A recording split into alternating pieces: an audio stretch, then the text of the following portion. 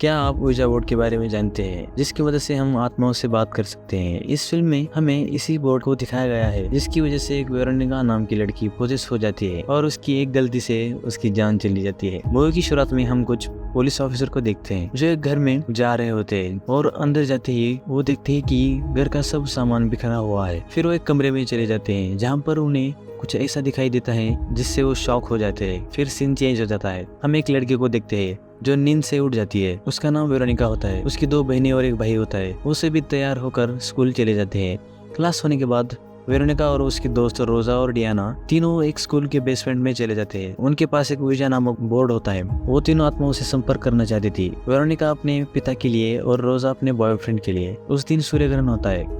फिर वो तीनों आत्माओं से संपर्क करना चालू कर देते हैं। वो सवाल करती है कि यहाँ पर कोई है क्या, अगर कोई है तो हमारी बात का जवाब दो। फिर हम देखते हैं कि ग्लास हिलने लग जाता है। रोजा और डियाना डर जाती है और ग्लास पर से अपना हाथ निकाल देती है, लेकिन वेरोनिका हाथ को नहीं निकालती। तभी ग्लास टूट जाता है। वेरोनिका नीचे गिरकर कुछ बड़बड़ाने लग जाती है। कुछ देर में उठकर चिल्लाने लग जाती है। फिर वेरोनिका घर आकर बैग में रखे बोर्ड को कपट के ऊपर रख देती है और रूम के बाहर चली जाती है, लेकिन वो बैग अपने आप ही नीचे गिर जाता है। वो फिर से उस बैग को कपट के ऊपर रख देती है, लेकिन वो फिर से नीचे गिर जाता है। अगले दिन वो सभी अपनी माँ के पास चले जाते हैं। उनकी माँ होटल में और टाइम जॉब करती है। उनसे मिलकर बाद में वो सभी घर चले जाते हैं। फिर वो सभी बहनें खाना खाने बैठ जाते हैं। तभी वेरोनिका खा नहीं पा रही होती है। वो उस खाने को बाहर थूक देती है। उसे पता नहीं चल रहा होता कि उसके साथ क्या हो रहा था। अगले सीन में वेरोनिका अपने छोटे भाई को नहला रही होती है कि तभी कुछ गिरने की आवाज उसे आ जाती है और वेरोनिका बाहर चली जाती है। तभी हम देखते हैं कि उसका रूम का दरवाजा लॉक हो जाता है और उसका भाई चिल्लाने लग जाता है। फिर वेरोनिका जैसे जैसे बाहर निकल आती है, वो देखते हैं कि उसका भाई गर्म पानी की वजह से चिल्ला रहा होता है। वो उसे बाहर निकाल देती है। बाद में वेरोनिका अपने भाई से सॉरी बोलती है। तभी वो बोलता है कि तुम सॉरी क्यों बोल रहे हो, वो तुमने नहीं किया था। अगले सीन में वेरोनिका अपने रूम में होती है। तभी उसके कपट का दरवाजा खुल जाता है। उसकी दोनों बहनें अंदर होती है। वो दोनों बोलती है कि तुम्हारे पीछे कोई है। वहाँ पर उसके डैड होते हैं। डर कर वेरोनिका बेड पर गिर जाती है। उसे नीचे से कोई पकड़ लेता है और अंदर खींचने की कोशिश करता है। तभी वो नींद से जाग जाती है। वो एक सपना देख रही होती है। अगले सीन में वेरोनिका रात में उनकी बहनों के रूम में चली जाती है। उसे वहाँ पर एक साया दिखाई देता है और वो साया लुसिया का गला दबा रहा होता है।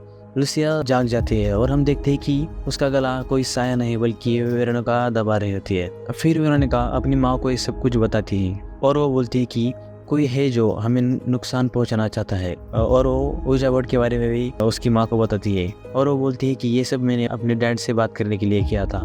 फिर वो एक नन के पास चली जाती है और ये सब कुछ बताती है। वो नन उसको बोलती है कि तुमने जब वो गेम खेला था तब तुमने उसे स्टॉप नहीं किया, उस आत्मा को जाने के लिए नहीं बोला था, इसलिए वो तुम्हारे पीछे लगी है। बाद में वेरोनिका फिर से खेलकर उसे जाने के लिए बोलने का सोचती है। वो डियाना और रोजा के पास चली जाती है, लेकिन वो नहीं मानती और बोलती है कि उस दिन तुम बोल रही थी कि मैं कुछ दिनों में मरने वाली हूँ। फिर वेरोनिका घर आती है और अपने बहनों के साथ ही ऊर्जा बोर्ड को खेलने लग जाती है। तभी बोर्ड के ऊपर का ग्लास वेरोनिका के रूम में चला जाता है। वेरोनिका उसे लेने चली जाती है। वो बेड के पास चली जाती है। तभी बेड में से एक हाथ आकर उसे अंदर खींचने लग जाता है। वो कैसे तो बाहर निकल आती है और पुलिस को कॉल कर देती है। फिर वेरोनिका अपने भाई को गोद में लेकर अपने बहनों के साथ नीचे चली जाती है। तभी आईने के सामने रुककर वो देखती है, लेकिन उसके हाथ में कोई भी नहीं होता है। वो अपने भाई को लेने के लिए फिर से ऊपर चली जाती है। तभी हम देखते हैं कि उसकी माँ वहाँ पर चली आती है और वेरोनिका और उसके छोटे भाई के बारे में बोलती है, लेकिन वो दोनों लड़कियां रो रही होती है। वो कुछ नहीं बताती। फिर हम वेरोनिका को देखते हैं। वो अपने भाई के पास चली आती है। वो एक कपट में छुपा हुआ होता है। उसके साइड में एक आईना होता है। वेरोनिका अपने आप को आईने में देखती है। वो जान जाती है कि वो आत्मा मुझ पर हावी है। फिर वो कांच को लेकर अपना गला काट देती है। तभी हमें मूवी की शुरुआत का सीन दिखाया जाता है, जहाँ पर पुलिस ऑफिसर रूम में आकर चौंक जाते हैं। वो वेरोनिका को देखकर चौंके हुए थे। वो सभी देखते हैं कि वेरोनिका हवा में होती है और जोर जोर से चिल्लाने लग जाती है। फिर वो नीचे गिर जाती है।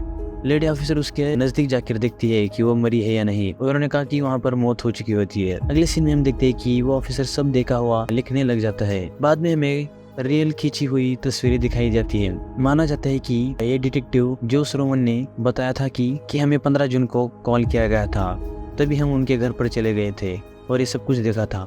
क्या आपको लगता है कि ये सब कुछ सच हुआ था? कमेंट में जरूर बताइए। धन्यवाद।